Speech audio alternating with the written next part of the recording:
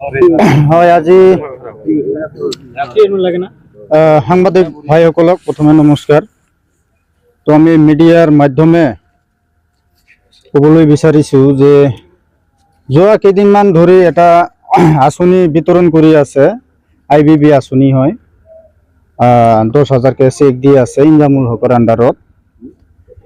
মই এইটোই ক'ব খোজোঁ যে চৰকাৰী আঁচনিবিলাক কোনো EMৰ বা কোনো MCLৰ নিজস্ব পাৰ্চনেল আঁচনি নহয়, BTC গভৰ্ণমেণ্টে দিয়া আঁচনি হয়, অসম চৰকাৰে দিয়া আঁচনি হয়, কাৰোবাৰ EMৰ থ্ৰু দিয়ে বিতৰণ কৰে, কোনোবা MCLৰ থ্ৰু দিয়ে বিতৰণ হয়। তো এই IBB আঁচনিবিলাক যি ধৰণৰ বিতৰণ কৰিছে গাঁৱত, মই ফকৰিগ্ৰাম সমষ্টিৰ বাসিন্দা হয় আৰু দেখিছে যিমান মানুহ আছে আমি সব ফকৰিগ্ৰামৰে হয়।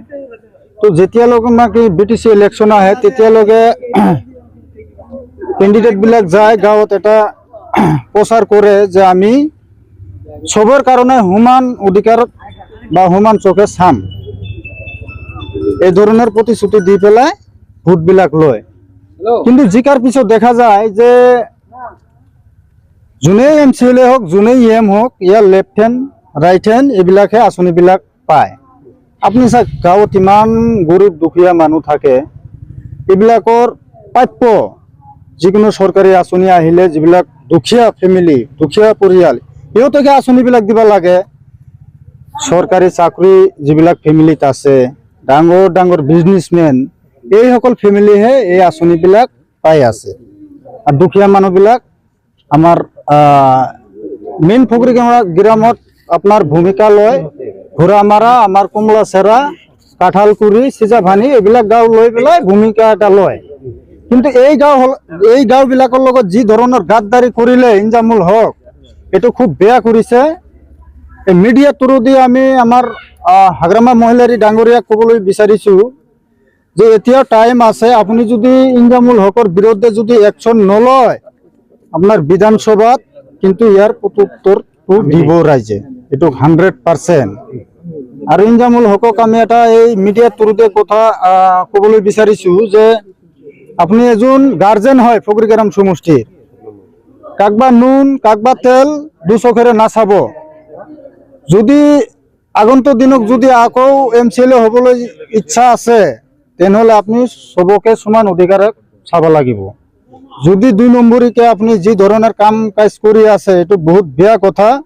আৰু ডাঙৰ কথা এইটোই যে আমাৰ মুছলমানসকলৰ সবচে ডাঙৰ সমস্যা মাটি বাৰীৰ সমস্যা। আপোনাৰ প্ৰায় 4 মাহ 5 মাহ হৈ গ'ল চৰকাৰ গঠন কৰাত, এতিয়ালৈকে আমাৰ বুৰুৱাপাৰা VGTC চেয়াৰমেনটো এতিয়ালৈকে দিব পৰা নাই। আপুনি চাওক হাগ্ৰামা মহিলাৰী ডাঙৰীয়া বাৰ বাৰ কৈ আছে আমি মাটিৰ পাট্টা ফ্ৰী দিম, ফ্ৰী দিম, মানুহ এপ্লাই কিয় নকৰে? যেতিয়া আমি সাৰ্কেলত আমি মাটি এটা এপ্লাই কৰিবলৈ যাওঁ তেতিয়া অতি ফাৰ্ষ্ট আপোনাৰ VGTC চাৰ্টিফিকেটটো লাগে। তো আমাৰ এতিয়ালৈকে চেয়াৰমেনে যদি নাই, আমি VGTC চাৰ্টিফিকেটটো ক'ৰ পৰা পাম? তো আপোনালোকে চাইছে না নাই চাইছে BTCত এতিয়ালৈকে কোনটো প্ৰাইমাৰী হওক, কোনটো VGTC হওক যে এতিয়ালৈকে চেয়াৰমেন হোৱা নাই? আমাৰ ফকৰিগ্ৰামত বুৰুৱাপাৰা VGTC এতিয়ালৈকে চেয়াৰমেন হোৱা নাই। ইয়াৰ কাৰণে ৰাইজে বহুত ক্ষোভ হৈ আছে। আমি মাটি বাৰীৰ কোনো ধৰণৰ কাম কাজ কৰিব পৰা নাই। যিমান সোনকালে পাৰে চেয়াৰমেনটো দিব লাগে। আৰ ইনজামুল হকৰ বিৰুদ্ধে আমাৰ হাগ্ৰামা মহিলাৰী ডাঙৰীয়াক মই অনুৰোধ কৰি কৈছোঁ ইয়াৰ বিৰুদ্ধে এটা একশ্যন নিব লাগে। ধন্যবাদ।